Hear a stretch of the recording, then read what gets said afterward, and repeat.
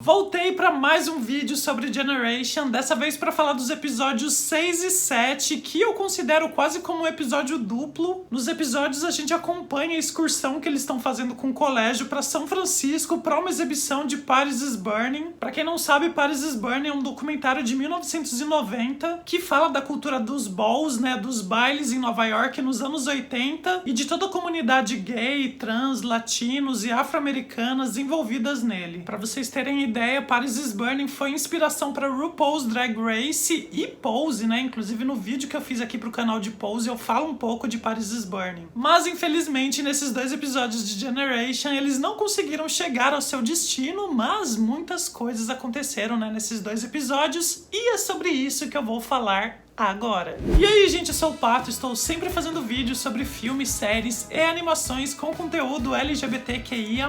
Se você gosta desse tipo de vídeo, se inscreve aqui no canal e dá um like para ajudar esse vídeo a chegar a muito mais pessoas. Esses dois episódios, assim como os dois anteriores, também não foi escrito pelos criadores, pela Zelda Barnes e pelo Daniel Barnes. O episódio 6 foi escrito pelo Max Saltarelli e o episódio 7 pelo Eli Wilson Pilton. No episódio 6, que chama The Wheels on the Bus, com esse bus sendo um trocadilho, que eles brincam no começo do episódio, eles chamam o ônibus de bus e começa com eles chegando no ônibus, um pouco antes da viagem começar. E antes da viagem, a Greta tem uma conversa com a mãe dela por videochamada, a mãe dela querendo saber um pouco mais sobre essa viagem para São Francisco, afinal de contas, de que clube é esse que ela vai fazer a viagem. E a Greta não fala pra mãe dela que o clube é o GSA, ela fala que é clube do livro, ela mente pra mãe dela. E a gente entende que a mãe da Greta tem um pensamento um pouco conservador, ela até fala do chapéu que a Greta tá usando, que é um pouco de menino. E depois de uma conversa que a Greta tem com a Ana, com a tia dela, a gente vê que a Greta tem esse medo, essa preocupação com a volta da mãe dela. A mãe da Greta parece uma pessoa bem controladora, que pelo jeito não aceitaria a sexualidade da filha. E até naquele momento que a Riley passa pelo carro da Ana e da Greta, a Ana até dá uma brincadinha com a Greta,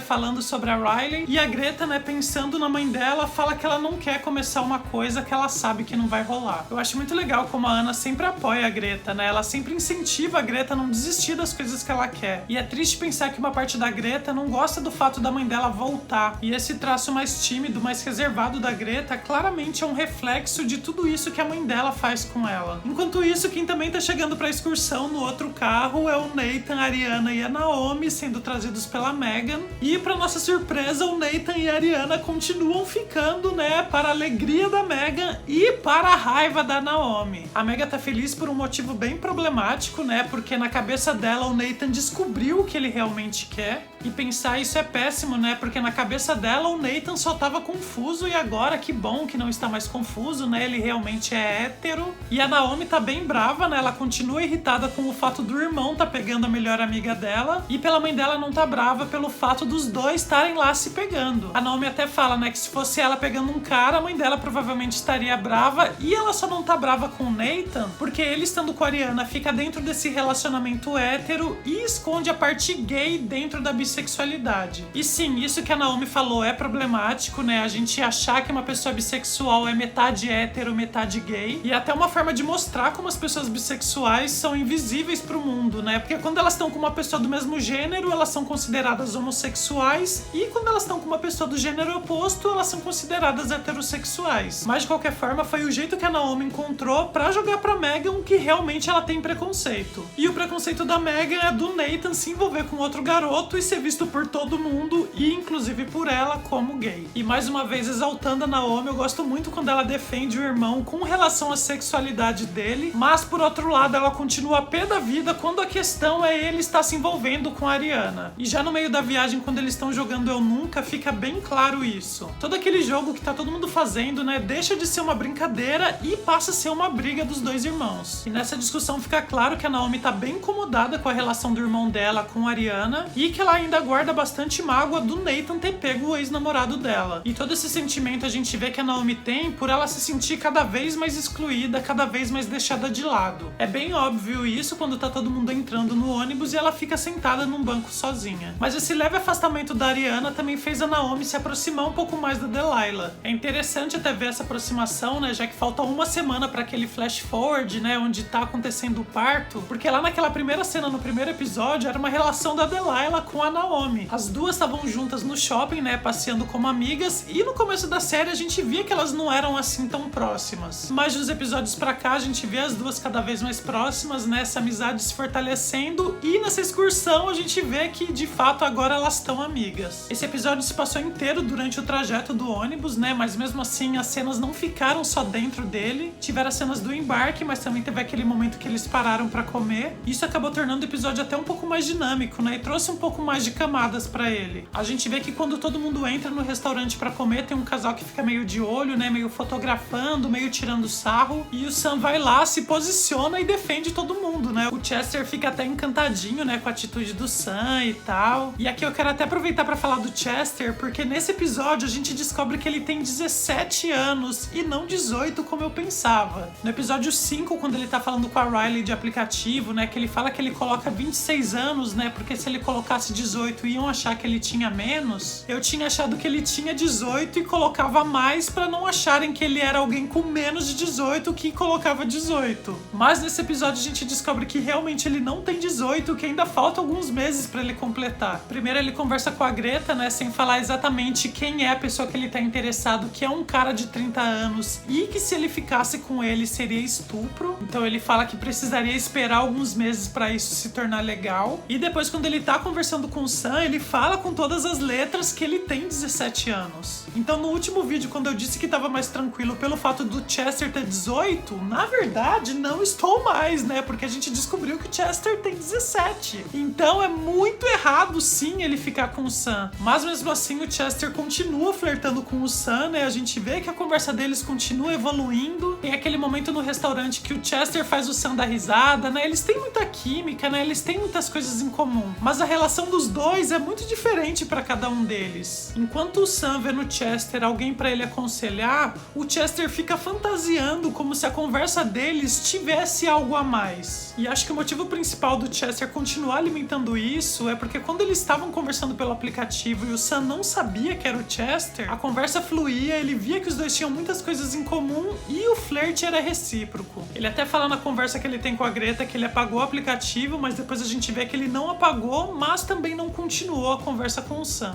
E nessa conversa do Chester com a Greta, ele até pergunta da Riley, né? E a Greta fala que quer ir com calma. E esse ir com calma é uma informação que é importante a gente guardar, né? Porque é isso que vai desencadear o que acontece com ela e com a Riley no episódio seguinte. Ainda no episódio 6, a gente vê que a Riley tá mostrando bastante sentimento e interesse pela Greta. Elas têm vários momentos fofos juntas, né? Seja quando a Riley tá tirando foto da Greta quando ela tá voltando lá no restaurante. No ônibus também, a Riley fica fotografando a Greta. E depois elas têm aquele momento super fofo, né? Ouvindo música juntas, encostando a cabeça, né? Trocando carícias na mão uma da outra. E a Riley até fala, né? Tomara que a gente fique no mesmo quarto, ou seja, a Riley tá muito interessada. E o 6º episódio termina com o ônibus quebrando, para no 7º eles estarem lá, né, no meio da estrada e pararem num hotel pra passar a noite. E é nesse hotel que muita coisa acontece, né? Eles nem chegam em São Francisco, nem precisava, né? Porque com a quantidade de climão que acontece nesse hotel,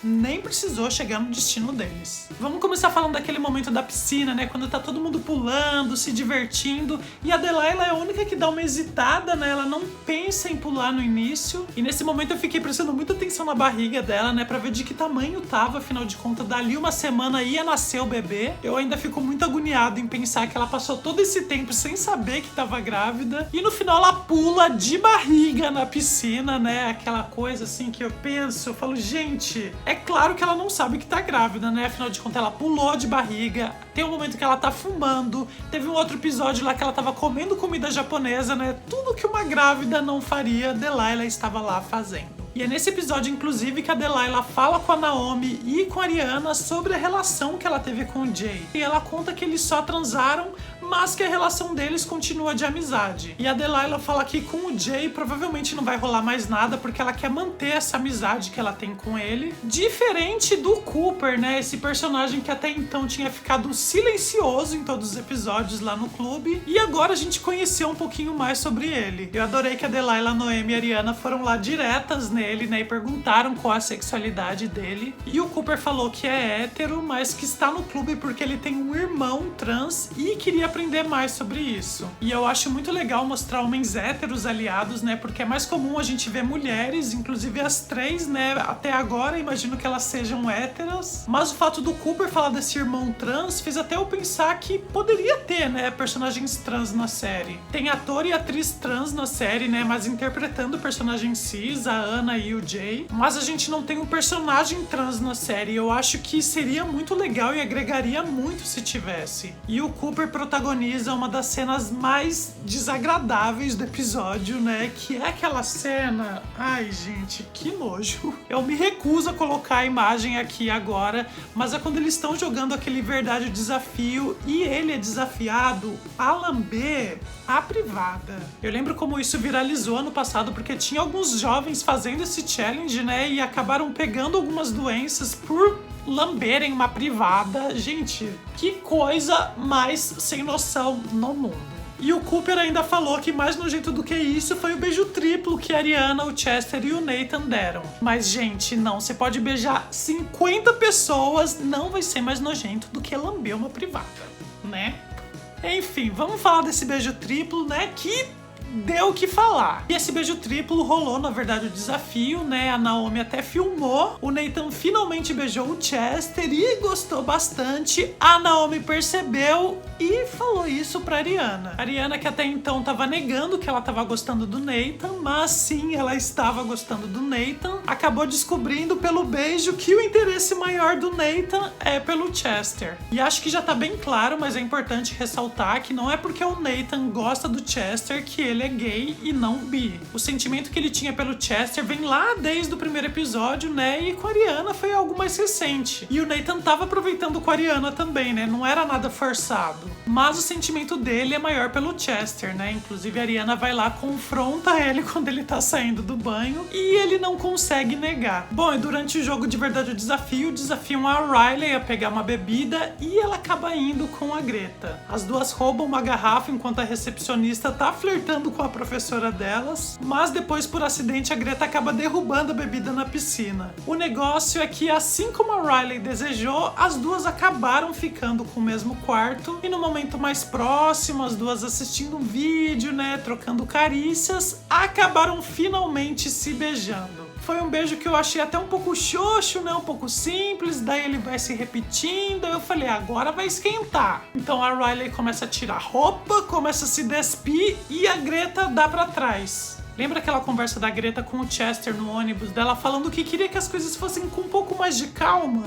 Isso acabou não acontecendo, a Riley acabou indo com um pouco mais de sede ao pote e a Greta acabou soltando que as coisas não são pra ela da forma como a Riley costuma fazer com as outras pessoas. Nesse momento acho que rolou um pouco de insegurança da Greta, né? Pra ela sim, as coisas tinham que ser um pouco mais devagar, né? Por tudo que a gente já conversou sobre ela. E por outro lado, a Riley sentiu como se a Greta estivesse chamando ela de promíscua. É aquele clássico momento que faltou as duas sentarem, conversarem e discutirem o que elas esperam uma da outra. Mas nenhuma das duas conversou, a Riley só ficou pé da vida, saiu do quarto e acabou indo parar no quarto da Luz. Então tudo que ela poderia ter feito e experimentado com a Greta, né, já que a Riley nunca tinha tido experiência com outra menina, ela acabou experimentando com a Luz da pior forma possível, né, porque enquanto elas estavam lá no meio da relação, a Riley estava até chorando. Muito provavelmente foi uma mistura do que ela tá sentindo pela Greta, que eu acredito que seja um sentimento real, somado ao fato dela tá fazendo exatamente o que a Greta supôs que ela pudesse fazer. Então a ação das duas interrompida pelo alarme de incêndio, né, foi um recurso recurso narrativo desse episódio. A primeira vez que a gente vê o alarme tocar é quando a cena tá na Delilah, na Ariana e na Naomi. Daí a gente volta uns minutos antes pra ver o ponto de vista da Greta e da Riley até tocar de novo o alarme. Então a gente volta pra ver o ponto de vista do Chester e entender como esse alarme foi disparado. A gente viu no começo do episódio que ele já tinha tido mais um momento com o Sam, quando eles estão lá naquela máquina de comida que não funciona direito.